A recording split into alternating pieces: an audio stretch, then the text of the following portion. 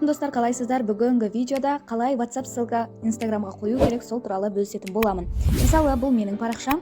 Мына көкті бассақ, осылай WhatsApp ссылкаға өтеді, WhatsAppқа тікелей WhatsAppқа өтеді. Енді осыны қалай жасаймыз?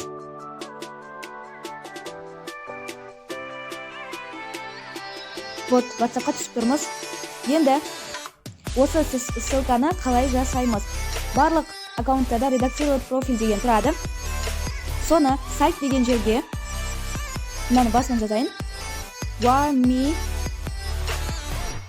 Осылай, мен қалай жазып жатырмын? Дәл солай жазасыздар өздеріңіздің номерлеріңізді.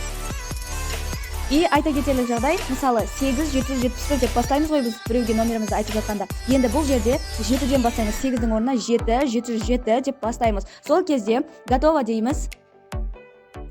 Сол кезде сіздің парақшаңызда шыға келеді. Осылай жасай берсеңіздер болады. Видео ұнаса лайк басып, комментарий жазуды ұмытпаңыздар, парақшаға тіркелуді де.